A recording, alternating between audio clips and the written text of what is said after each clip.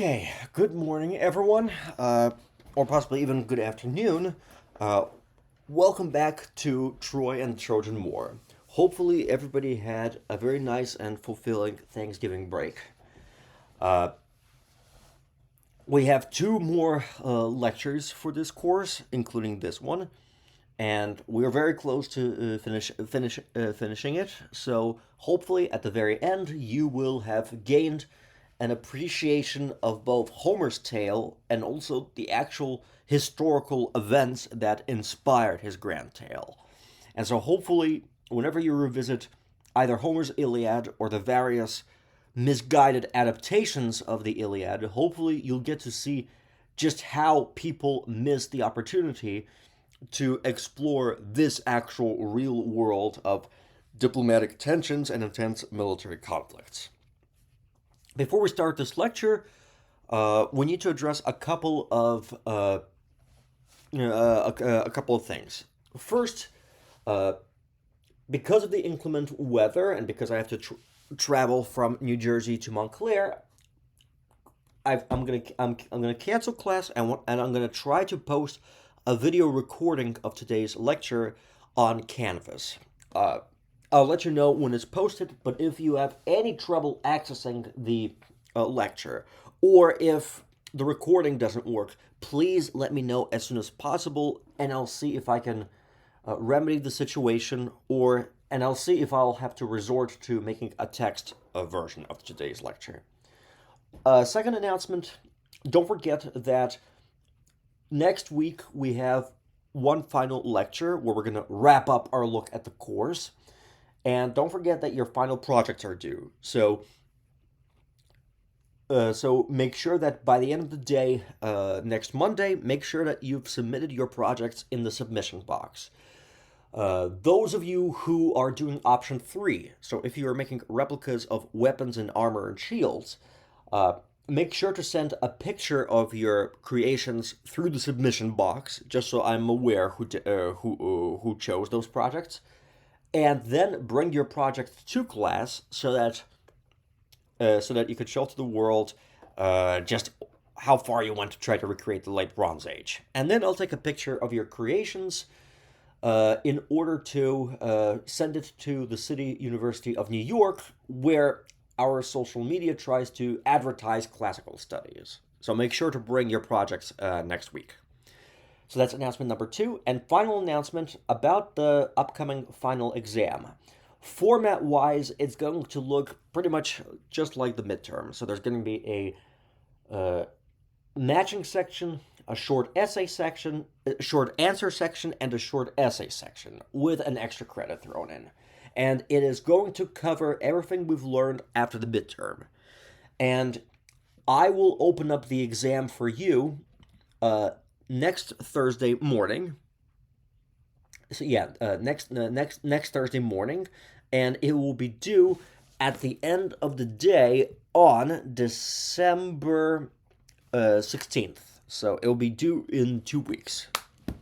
So hopefully you should have enough time to finish it. If you have any other questions about this, please let me know as soon as possible. With that being said, let us look at the anomaly known in history as the Sea Peoples and what role they had to play during the late Bronze Age collapse. During this lecture, we will start off by looking at how the late Bronze Age collapse spread to the Eastern Mediterranean and how the empire of the Hittites fell and how other Eastern powers were also partially troubled by this apocalypse. Then we will turn our attention from the east to the south, and we will head to Egypt, where we will look at the accounts of two Egyptian kings, Merneptah and Ramesses III. Their accounts talked about invasions done by those mysterious groups referred to as the Sea Peoples. And then we'll see just what happened to Egypt afterwards. A little spoiler alert, Egypt mostly held out, but it too was severely weakened by the apocalypse. Afterwards, we will look at the actual identity of the Sea Peoples. We will look at how researchers and historians try to analyze their identities, and we will see whether their identities give us hints about their roles during the late Bronze Age collapse. Then we will focus on whether the Sea Peoples were the actual causes of the late Bronze Age collapse, directly causing ancient powers to go into decline, or whether they were symptoms of the collapse. So possibly people were forced to become the Sea Peoples because their original societies were destroyed. And then we will look at some interesting info. Like when I assigned you to read the section from the Odyssey, uh, and I'll later read your responses. I assigned you to read it for a specific purpose, namely because we're going to explore whether that book 14 from the Odyssey, is actually an indirect memory of the attacks of the Sea Peoples themselves. Then we will finally take a look at the other mysterious layer of Troy. So far, we've spent a lot of attention on the glorious city, Troy 6, a city with defined walls which was destroyed by an earthquake, but a city which was prosperous and looked like it was going to be. It looked like a juiciest target to be taken by enemies. We will have to take a look at what happened to the successor city, Troy 7A, the city of shanties, and we will see how it was destroyed, what was its status, and uh, whether its destruction gives us clues about the collapse, and regarding the identity of both who sacked it and who survived after the collapse. And then we will also look at another mythology, this time a Roman mythology, specifically the history of Titus Livy, in order to see whether, just like Homer, he also is handing down this indirect memory of the late Bronze Age collapse. A bit of a recap, what we've learned about the late Bronze Age collapse. So far, we've known that Mycenaean Greece essentially stopped existing. I mean, we have looked at how fluid and how destructive this collapse was. It wasn't an enormous firestorm that wiped out this great civilization, but instead it was a whole myriad of causes, sporadically occurring at different locations, and as a result, those civilizations, they didn't just vanish, rather they imploded on themselves. They ate out their own existence. We discussed whether the late Bronze Age collapse could have been caused by cutting off of trade networks, by natural disasters, introduction of military technologies, or whether they could have been caused by the internal instabilities of those governments as well. Like we've talked about the famous theory of systems collapse, which focused on the idea that many of those palace civilizations were unstable, with their overly stratified societies and their strict bureaucracies dependent on trade with foreign powers. And once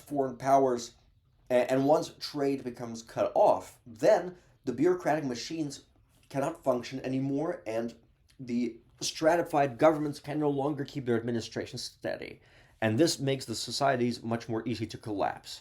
And essentially, we've seen that basically after the collapse, there was no more Mycenaean Greece. The people survived, but the culture was wiped out. The which was restricted only to the elites, vanished completely, and as a result, any stories of the Mycenaean past were passed down by oral tradition. The biggest example being Homer, whose story of the Trojan War was passed down to him orally from generation to generation.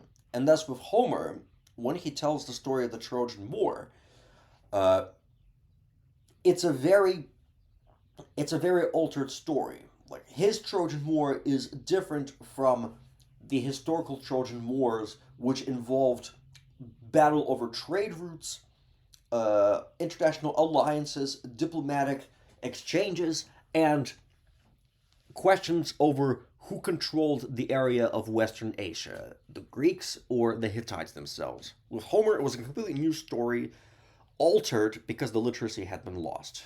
And Greece essentially had to start itself from scratch. The later societies, like ancient Athens and ancient Sparta, even though they were descendants from the Mycenaean civilizations, culturally they had no connection to that great civilization whatsoever. Just like the historian Michael Wood said, the end of the heroic age came not with a bang, but a whimper. But as I said, it wasn't just Mycenaean Greece that was sinking during this catastrophe. In fact, the catastrophe ended up affecting all the other late Bronze Age cultures at this time period. And one of the late Bronze Age cultures that was affected was the Empire of Hatti, the Empire of the Hittites. A bit of a recap, but also to demonstrate how there were instabilities since the beginning. We've looked at one of the famous Hittite emperors, Hattusili III. I've talked about his wonderful biography and how it might have contributed to more conflicts in Western Asia between the Hittites and the Mycenaean Greeks. Remember that Hattusili III arose to power by usurping the throne from his own nephew, and that pretty much as soon as he started ruling, he was dealing with troubles on both sides. Because on the one hand, in the east, he had to restrain the rising power of the brutal state of Assyria. But remember that in the west, the western territories for the Hittites were always troublesome. But during Hattusili, some western vassals were outright rebelling against him with the excuse that Hattusili was not a legitimate ruler, but also that a former Hittite subject, the pirate Pia Maradu, was attacking loyal allies in the west, and that he was acting under the protection of the mysterious king of Achaeava, the king of the Achaeans, the king of the Greeks. Once again, emphasizing that this is what the Mycenaean Greeks, that's what their speciality was. Their speciality was either waging war and also stirring up anti-Hittite sentiments in the West to make sure that they were able to win some territory. And we see that Hattusili was in such a dangerous position that he pretty much begged the ancient Egyptians to sign an extradition peace treaty with him so that the Egyptians could acknowledge him as a legitimate ruler. And plus, we've seen that the situation was so intense that Hattusili III had to personally travel to the city of Milavanda to Mycenaean Miletus and peacefully negotiate with the king of Greece and his brother Tawagalawa regarding the extradition of the pirate Pia Maradu. So Hattusili was a strong ruler, there's no doubt about it, but his behavior, both begging the Egyptians to sign a peace treaty and peaceful negotiations with the Greeks, just showed how unstable his rule was, and also showed how unstable the West was. That the West was going to be full of vassals of questionable loyalties, some of whom might be working with the Greeks, who are always seeking to expand their influence in Western Asia. And we've also seen that Hattusili, he had to reinforce the Hittite capital at Hattusha, which was carried over from the original capital of Tarhuntasha, and how in his rise to power he also had to rely on the support of the barbarians, the Kashka. But as I said, Hattusili was mostly strong. He was able to stay on the throne despite these political upheavals. After Hattusili died, he was succeeded by his son Tudhaliya IV, who was already middle-aged. As I mentioned previously, he was a relatively strong ruler. Partially, it looks like the Hittites began to recover. In particularly, it looks like he was able to fight back against Mycenaean Greek influence. Specifically, if you remember, there were two documents which depict the Hittites being aware of Mycenaean decline. Like there's the famous Milavanda letter written by Tudhaliya IV, in which he tells about how a Hittite vassal ruler of Troy was deposed, and now he wants him put back in place.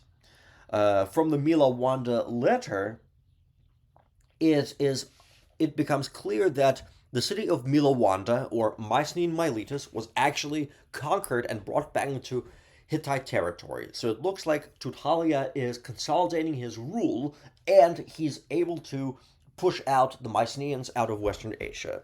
Similarly, his other document, the treaty with the Syrian state of Amurru, also indicates the decline of Mycenae. Remember that in this treaty, Emperor Tudhaliya, he gives a list of all the great kings who were on the same rank as his. Remember, there was this famous club of great powers in which various international kings who were greatly distinguished, they had the right of calling each other brothers and equals and great kings.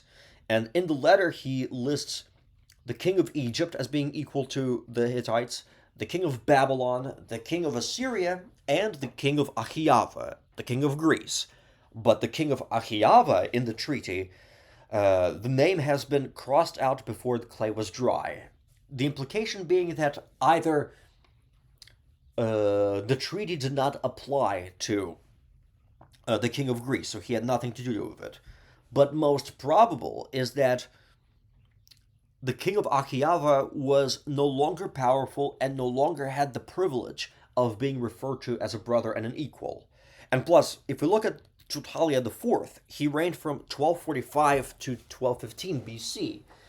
Those dates roughly coincide to around the beginning of the late Bronze Age collapse in Bronze Age Greece. So it looks like Tudhaliya was very much aware that Greece was collapsing, and from his point of view, any king of Greece, no longer, because during that collapse, no longer deserved the privilege of being addressed as a brother and an equal.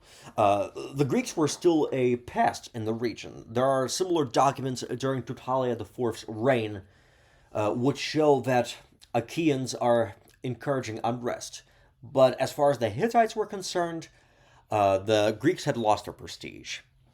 But at the same time, Tudhaliya IV, he also faced a lot of troubles. For one, when he concluded his treaty with Amurru, with the Syrian king, one of the reasons why he did that is because the eastern rising power of Assyria, those savage people who love displaying impaled people,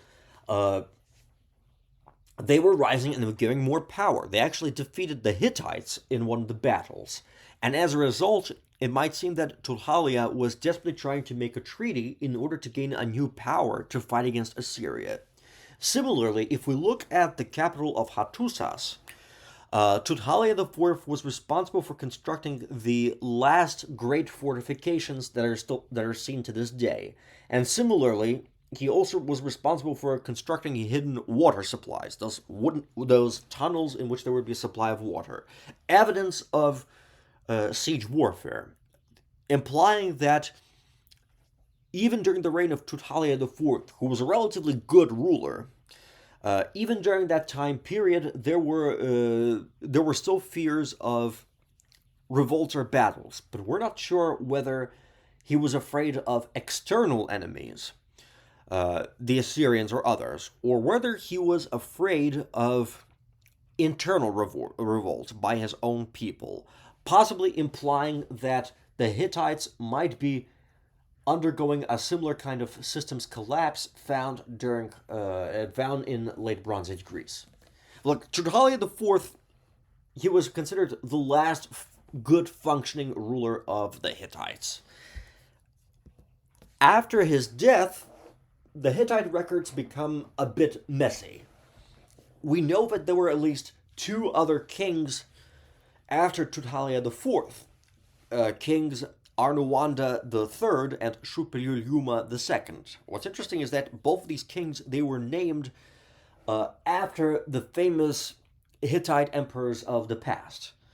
However, the records, they don't make sense as to what happened during their reigns. What we do know from a positive note is that during the reign of one of the emperors, the Hittites managed to launch a pretty successful invasion of the kingdom of Alashia. Alashia being the island of Cyprus, as you can see down below. Uh,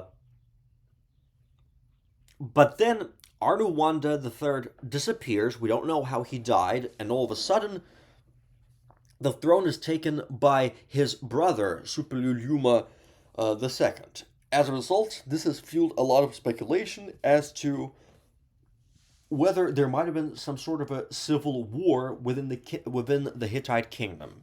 And from previous Hittite history, there were possible there were instances of various clans supporting their rights to the Hittite throne.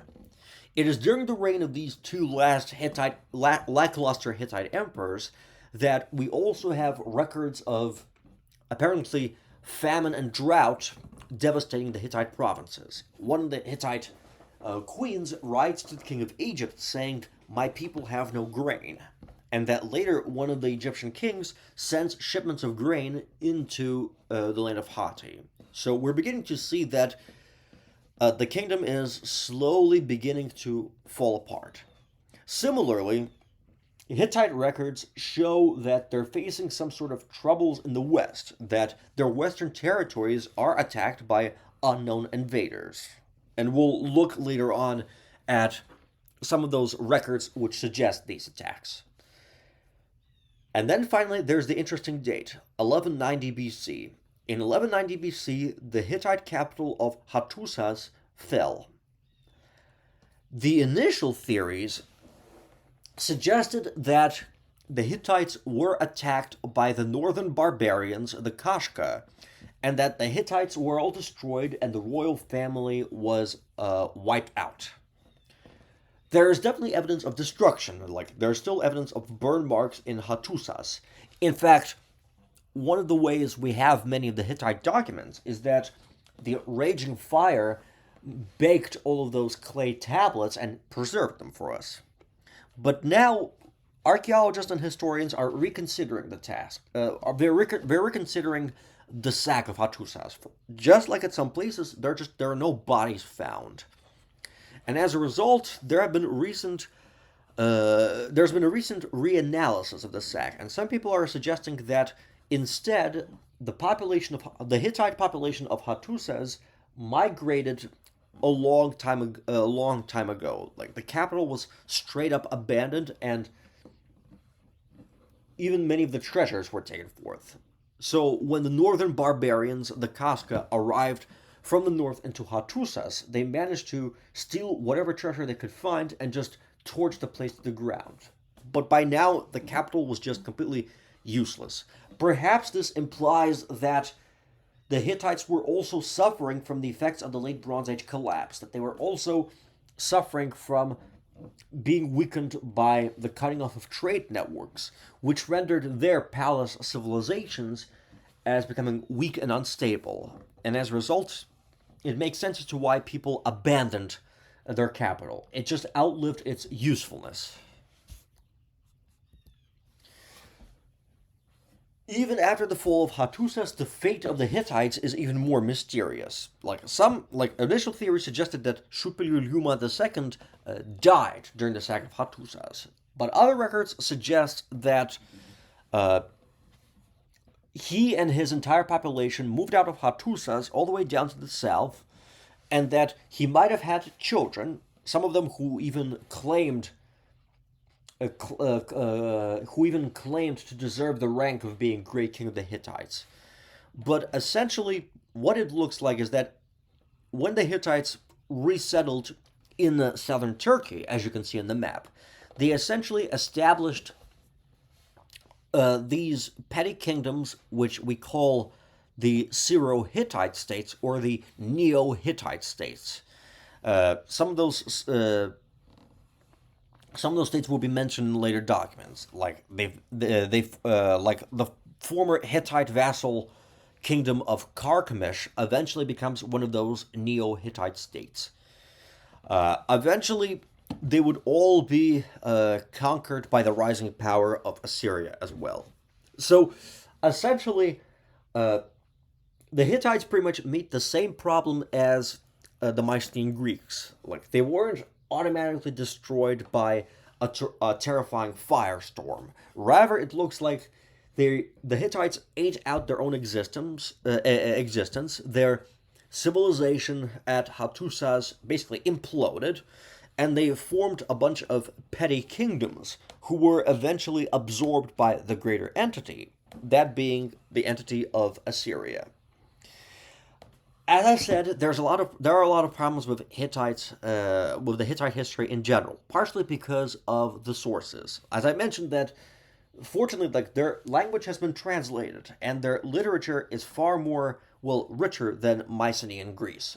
Because with Mycenaean Greece, we just have catalogs. At least with the Hittites, we have historical annals. We have at least uh, proclamations of Hittite emperors defending their actions, prayers to gods. Like, they're truly a rich people. The problem is that many of those Hittite sources are broken up into various fragments, and even nowadays, historians are not sure which fragment fits with the others. So there's still a lot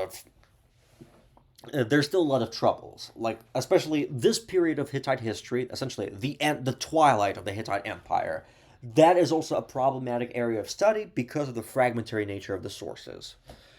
Furthermore, we also have to ask the question of just how the Hittites were affected by the late Bronze Age collapse. Were they ultimately subject to attack, or whether they had their internal problems which caused their civilization to implode?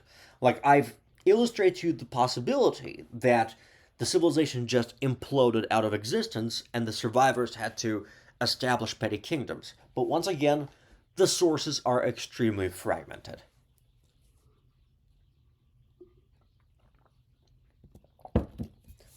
As I've said, the late Bronze Age collapse continued to spread. And that if we look a little down below at this map here,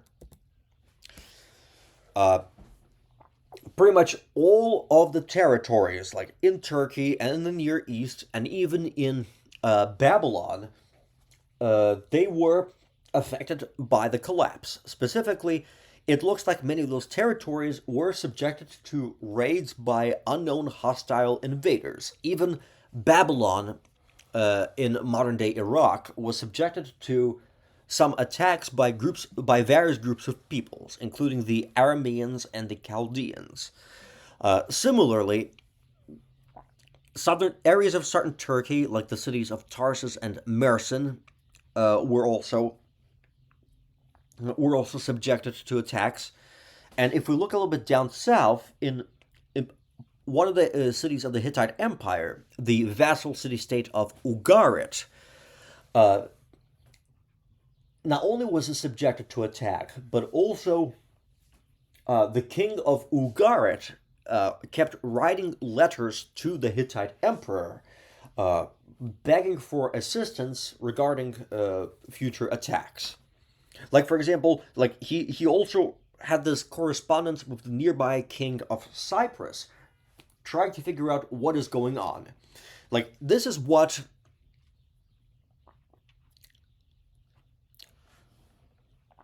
the king of Cyprus, the king of Alashia, writes to the king of Ugarit, the vassal king of the Hittites. These are his words.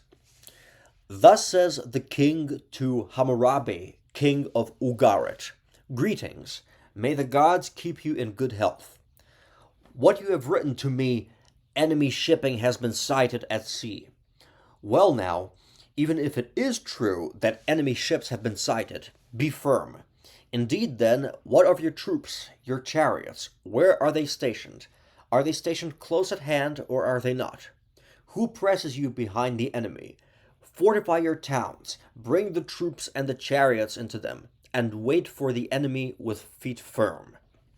This here is what King Hammurabi of Ugarit replies back to the king of Cyprus. To the king of Alashia, my father, thus says the king of Ugarit to his son, I fall at my father's feet. Greetings to my father, to your house, your wives, your troops, to all that belongs to the king of Alashia. Many, many greetings. My father, The enemy ships are already here. They have set fire to my towns and have done very great damage in the country. My father, did not you know that all my troops were stationed in the Hittite country, and that all my ships are still stationed in Lycia and have not yet returned, so that the country is abandoned to itself? Consider this, my father. There are 7 enemy ships that have come and done very great damage. Now, if there are more enemy ships, let me know about them so that I can decide what to do or know the worst. So essentially, we have Mycenae imploding itself out of existence. The Hittites are similarly imploding out of existence. And the various territories of southern Turkey, the Near East, and even modern day Iraq are being subjected to these mysterious invasions by hostile forces. Interestingly, this is all very similar to what happened in Greece as well. Remember that in 1180 BC, the city of Pylos, the city of the legendary king Nestor from the Iliad, was destroyed. And there are plenty of signs of destruction. The city was burned to the ground, and if you look at the picture of the clay tablet down below, there's an implication that there's a scroll on the bottom of the tablet, implying that the scribe was butchered at his writing bench, and thus he ended up scribbling.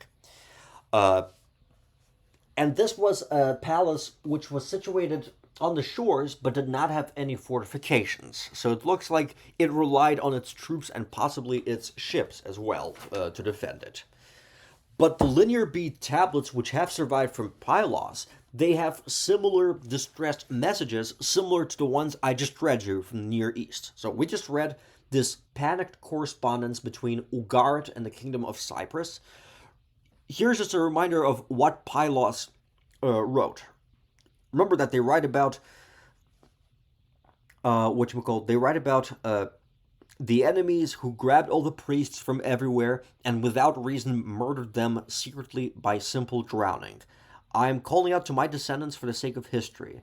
I am told that the northern strangers continued their terrible attack, terrorizing and plundering until a short time ago. I fell back in fear from the huge massacre afflicted on us during this nightmare of suffering. They decided then to burn our refuge and to beat us. All were dragged from the stable and done evil with hammer blows. This filthy deed. And plus, there's this other famous fragment from Pylos suggesting that they were facing attacks from outsiders. This is what Pylos writes. Thus the watchers are guarding the coasts.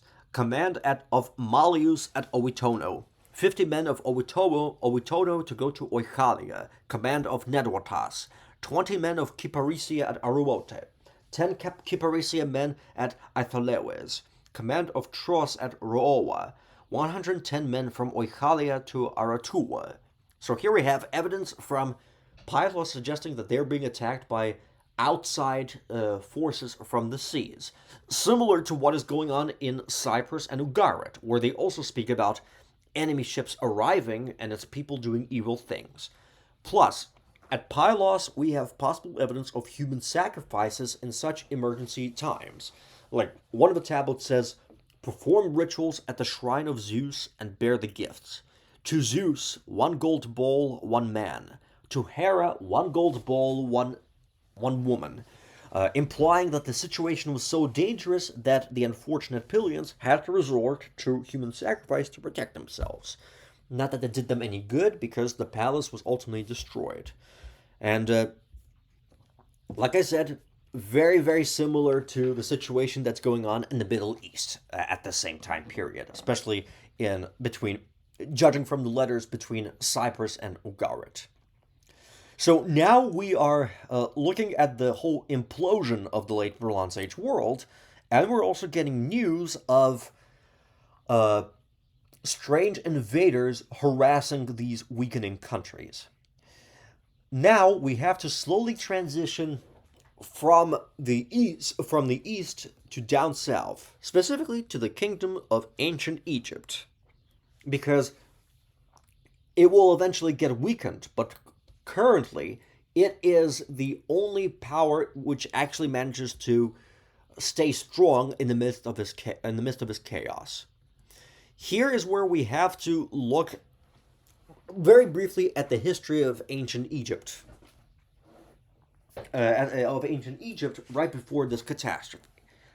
During the Late Bronze Age, during the 1200s, Egypt reached its blossoming period during the reign of the great pharaoh Ramesses II, also known as Ramesses the Great, the same king Ramesses who reportedly enslaved the Hebrews in the Bible, if it was him.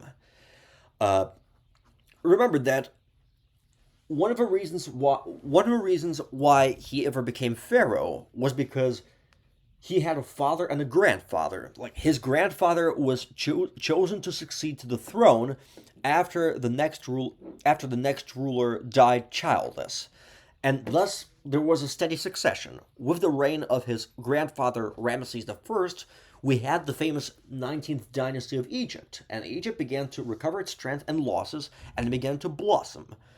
And Ramesses II, he was a giant of a man. I mean, I mentioned how he fought at the Battle of Kadesh. Like he technically he couldn't take the fortress, but he displayed his great victory on many of his temples. Uh, Ramesses, he even though he didn't take the fortress, he still was considered a big international player to the point where the Hittites addressed him as a brother and an equal. Remember that the Emperor Hattusili III had to beg Ramesses II to sign the famous extradition peace treaty after the Battle of Kadesh. Kadesh, so that Ramesses II, as a big international player, could confirm Hattusili III as a legitimate ruler. So it just displays just how powerful he was. And plus, aside from being a fearsome warrior, Ramesses II, he was a wonderful builder. Practically, if you go to Egypt, pretty much everywhere you go, you will find some kind of monument that was or statue that was built in honor of the King Ramesses II. They're everywhere. He's got all these wonderful temples. Uh, and plus, records suggest that Egypt was quite prosperous, not just internationally, but also domestically. Uh, the country was still prosperous. There were plentiful floods from the river Nile, and there were no internal natural disasters. So he was quite lucky. And Ramesses, being a dutiful pharaoh of Egypt, he had to make sure that his succession was secure. He took on many wives, including a Hittite princess, according to the Hittite extradition treaty. And, like, approximately, he ended up having about 90 children. Unfortunately, many of them they died in young age. They died in young age, and Ramesses pretty much outlived outlived many of them.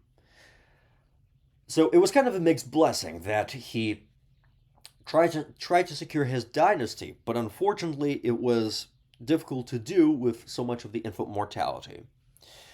Ramesses was, as I said, he was a giant of a man, and just look at how long he reigned. So he reigned from 1279 to 1213 BC. So he reigned for approximately 66 years. To give you a bit of an appreciation of just how long he reigned, he came to the throne when he was in his mid 20s. So he died when he was in his early 90s.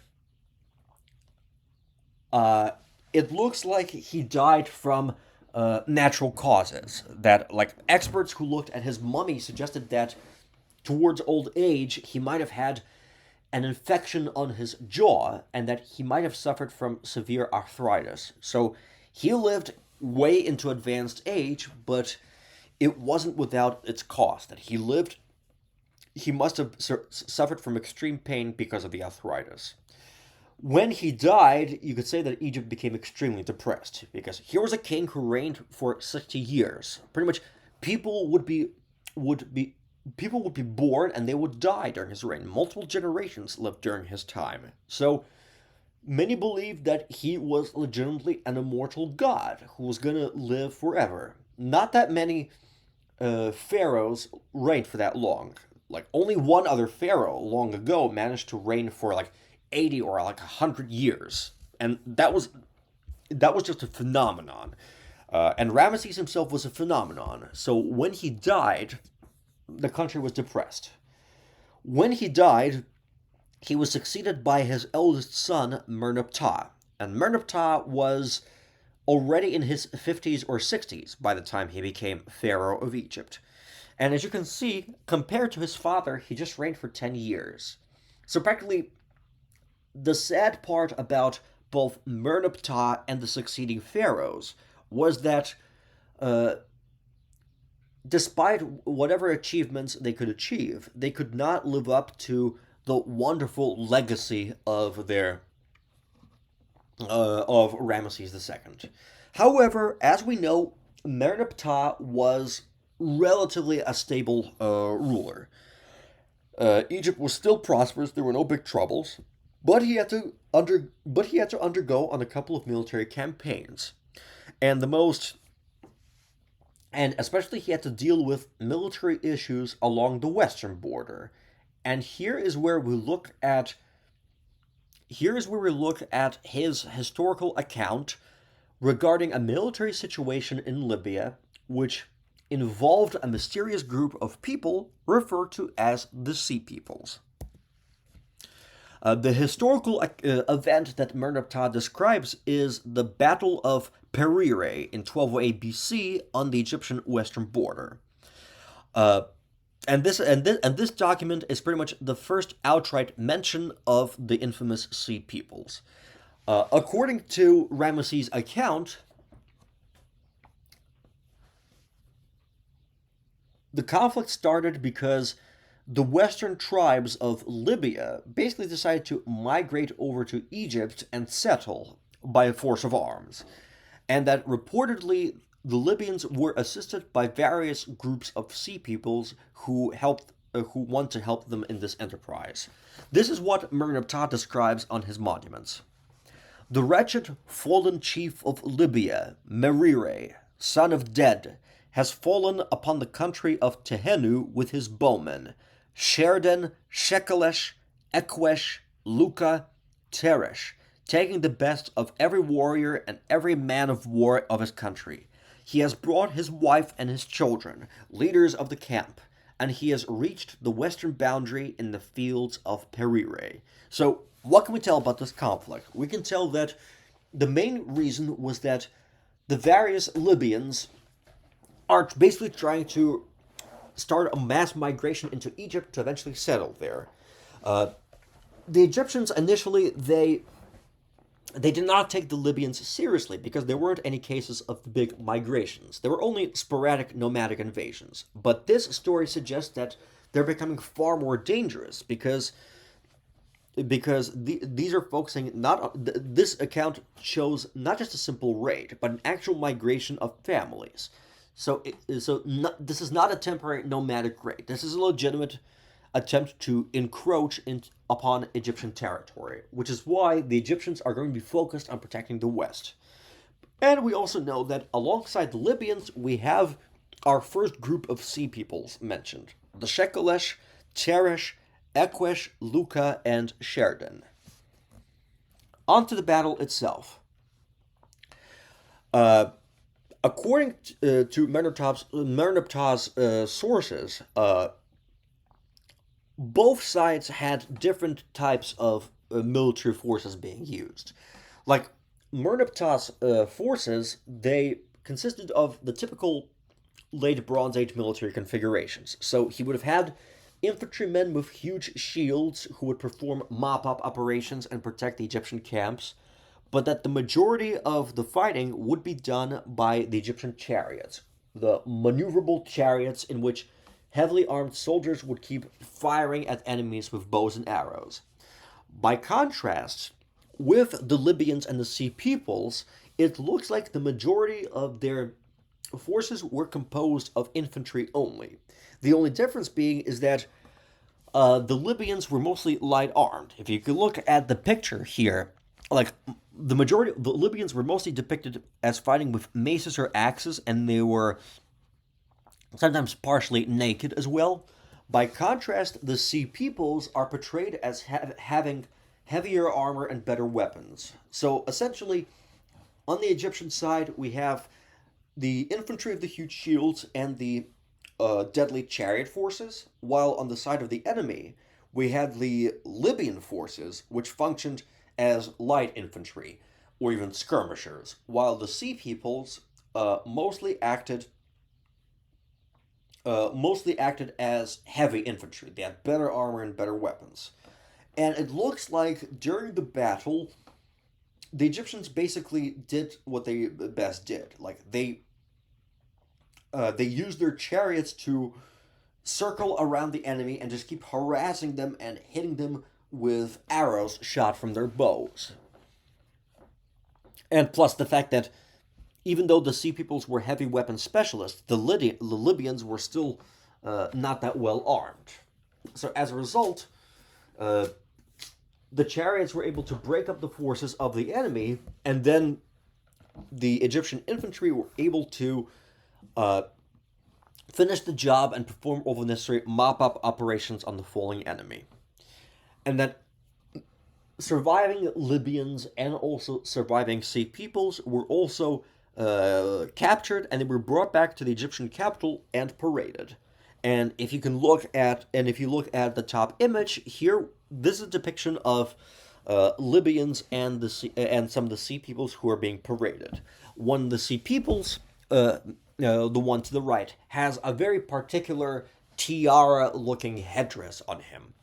As I said, the Egyptians are pretty ethnocentric. They definitely love depicting foreigners in a particular fashion to demonstrate that these are not the Egyptians. Mind you, according to the sources, the pharaoh states that he killed like 20,000 men. It's quite possibly that he might have exaggerated, but this is normal of Egyptian propaganda. They would always exaggerate the sources. But in any case, here we have the first example of big military interactions involving the mysterious group referred to as the Sea Peoples. After the death of the pharaoh Merneptah, it looks like there was a bit of a succession crisis occurring in Egypt because he did have a son, the pharaoh Seti II, and he was married to Queen Tuosret. However, his rule was challenged by a man named Amenmesse and his son Setnachte. Uh, Nobody knew who Amenmesse was, but there were strong suspicions that he might have been one of the sons of Ramesses II, Ramesses the Great, Merneptah's father. So we have this dynastic strife between the direct line of Merneptah and the line of Ramesses II. Uh, from what we could gather, when Seti II died, his widow queen Tuosret succeeded him and managed to rule in her own right. But for various reasons, she ended up being overthrown, her monuments were destroyed, and it looks like Amenmesse's son, Setnachte, succeeded her and established the 20th dynasty. And when Setnachte died, he was succeeded by his son, who crowned himself Ramesses III, reigning from 1186 to 1155 BC. And just as the emperor Tudhaliya IV of the Hittites was the last functioning ruler of the Hittites, that's the same thing with Ramesses III. He's not going to be as awesome as Ramesses II, Ramesses the Great, but in Egyptian historiography, he's considered pretty much the last capable ruler of Egypt before it began to decline. And it is during the reign of Ramesses III that we have a second account regarding the invasions of the Sea Peoples. This account has been inscribed in these two places. Like, first, it's been inscribed at Ramesses' temple at Medinet Habu in Egypt, and it's also been inscribed at the famous Harris Papyrus. And in this account, not only does Ramesses III talk about the Sea People being involved, But it looks like Ramesses III demonstrates his own knowledge of the late Bronze Age collapse. That it shows that the Egyptians were aware of their surrounding world, which was sinking around them. This is what Ramesses III writes both on the temple and also the Harris Papyrus.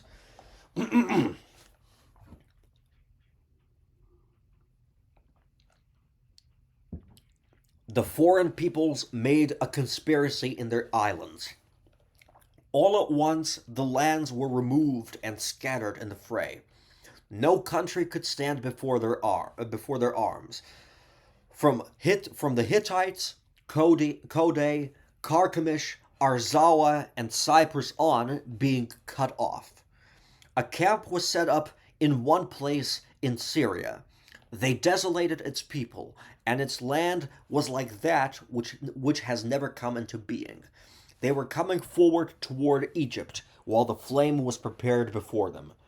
Their confederation was the Pelashet, Cheker, Shekelesh, Danuna, and Weshesh, lands united. They laid their hands upon the lands as far as the circuit of the earth, their hearts confident and trusting. So, first, we have another list of unique sea peoples. The Denyen, the Pelashet, Shekelesh, Sherden, Cheker, and Weshesh. But we also have Ramesses III acknowledging the late Bronze Age collapse. Like, he just mentioned that these sea peoples were probably involved in the destruction of places like the Hittite Empire, the Kingdom of Carchemish, Arzawa, the southern region of Turkey, and even Alashia or Cyprus. I mean, there are some details which are sketchy. We know that the Sea Peoples did not destroy the Empire of Hatti, but from the Egyptian perspective, it looks like they were. And once again, this demonstrates that the Egyptians were well aware that the late Bronze Age world was sinking around them, and that other powers around them were facing troubles from those people. All of this eventually culminated in the event referred to as the Battle of the Delta around 1175 BC. The Delta being the triangular fertile piece of land which allows people to enter from the Mediterranean Sea into the Nile River here.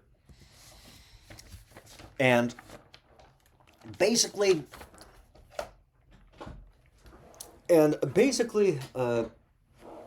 if we remember the previous battle, the Battle of Parire, in which the Egyptians defeated the Sea Peoples and the Libyans, remember that the Egyptians, they still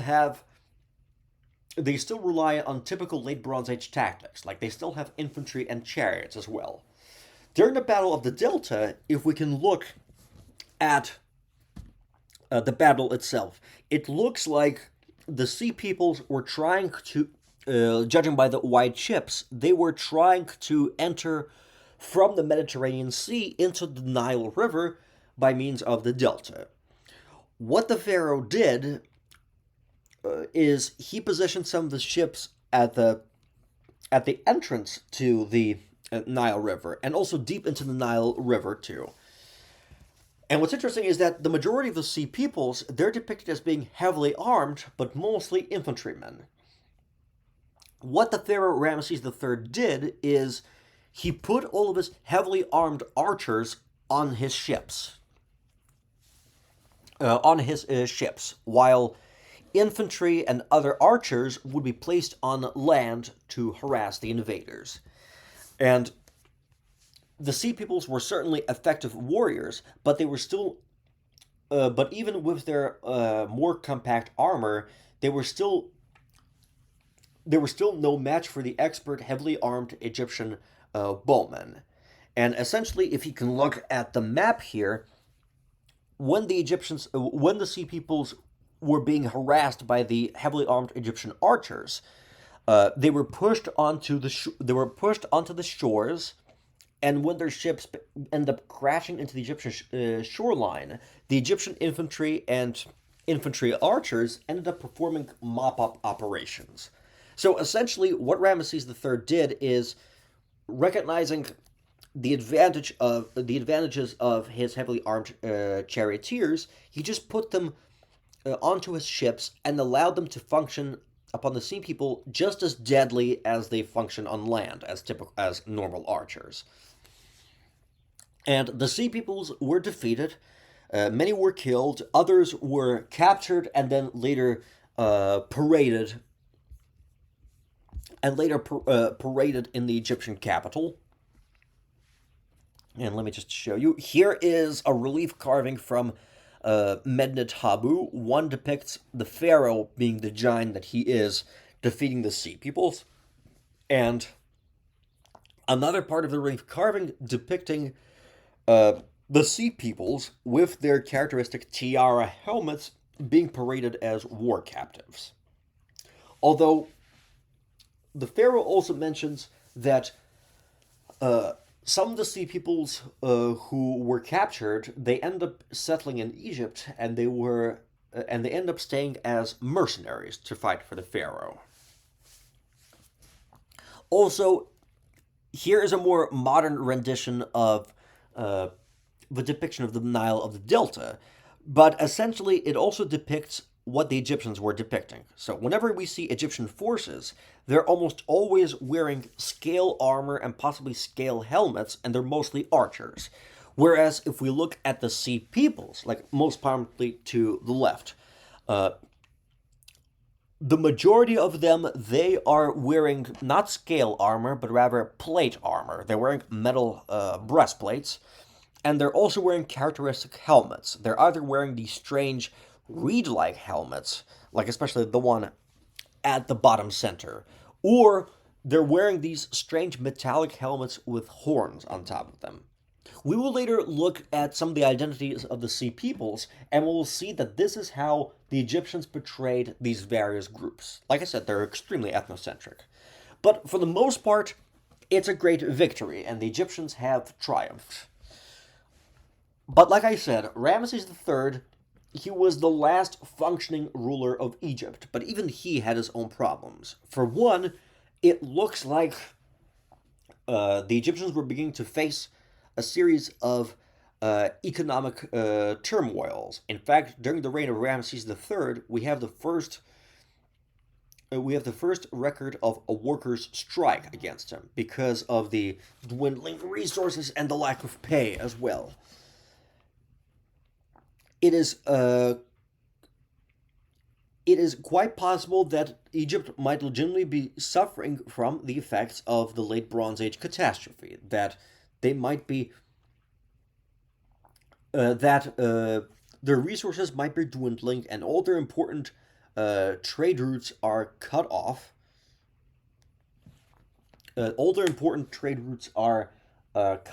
Which means that this will put pressure on their palace societies and perhaps lead to the appearance of this worker strike. Unfortunately, Ramesses III, he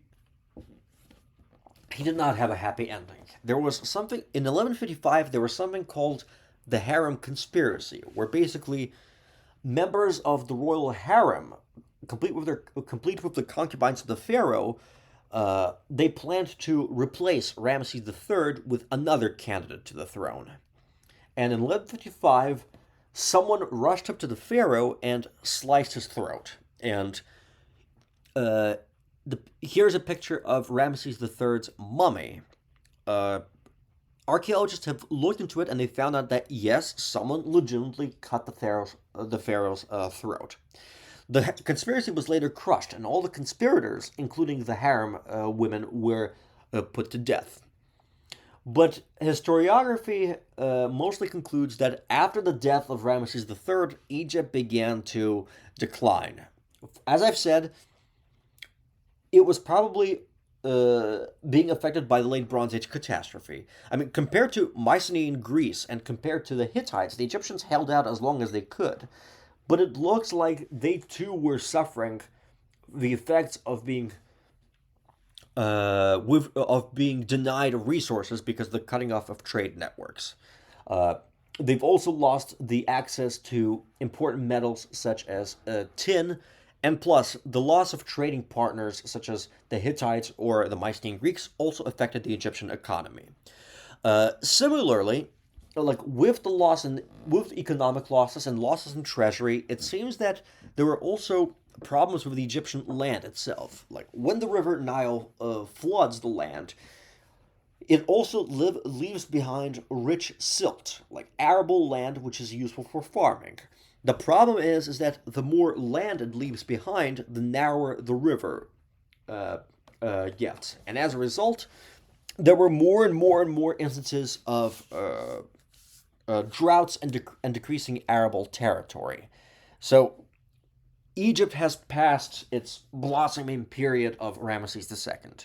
Similarly, Egypt starts getting subjected to civil wars waged by fa- rival pharaohs and even priests. At one point, a priest of the god Amun eventually becomes pharaoh. And then later on, Egypt essentially becomes divided into various sections ruled by separate administrators. And this divided land now becomes subjected to frequent invasions. For one, they get attacked by Nubians to the south and the Libyans in the west. And then later, famously, they will eventually get conquered by first the Assyrians, those ever brutal warlords. And after the Assyrians, they will get conquered by the future Persian Empire. And it is generally agreed that after Ramesses III, Egypt, just like the Mycenaean Greeks, also lost their international status. They no longer had those great kings or great equals. So it was politically and economically weakening right during the late Bronze Age catastrophe. It certainly held out far stronger than the Hittites and the Mycenaeans, but it too did not last long. After the catastrophe, we've seen that the whole world begins to change. For one, we see that Greece starts an entirely new culture from scratch, with no connection to Mycenaean culture at all. Uh, in Turkey, in Anatolia, we see that the Hittites have imploded and have evolved into various Syrian Hittite states, or the Neo Hittite states, which will eventually be absorbed by Assyria. And as I've said, Egypt is going to slowly decline. In the Near East, it's going to become very interesting. In the Near East, first, Assyria is going to be gaining more and more power, and eventually it's going to absorb the various new Hittite states. On top of that, the state of Babylon in modern day Iraq will be ruled by new coming peoples called the Chaldeans, and they will establish a formidable empire. One of the famous Chaldean Babylon rulers was Nebuchadnezzar. Nebuchadnezzar, who is mentioned in the Bible. Similarly, in the Near East, there are going to be two other powers. The first power are the Phoenicians in the areas of Lebanon and Syria. The Phoenicians are a Semitic peoples who specialized in trading, banking, and shipbuilding. And they will eventually expand beyond the sea and establish their separate colonies. One of the colonies they'll establish is Carthage in northern Africa. It is the Phoenicians who will develop their own system of writing, and that their system of writing will be imported to Greece, and the Greeks will be inspired by those Phoenicians to create their new system of writing. And aside from the Phoenicians, we also have the Near Eastern Canaan civilizations developing. During this time period, we're going to have the beginnings of the formations of the nation of Israel, which is going to be also prominent in the Old Testament. So we see that the catastrophe was a very strange. It was a very strange event because it destroyed one prosperous world, but already we see that after the destruction, new worlds, Assyria, Babylon, the Phoenicians, and Israel, are now on the rise as well.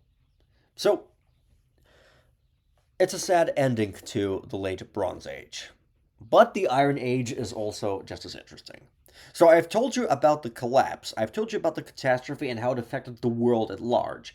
Here is where we have to go back to the issues regarding the identity of the mysterious sea peoples. Specifically, we have to address the questions of who they are specifically.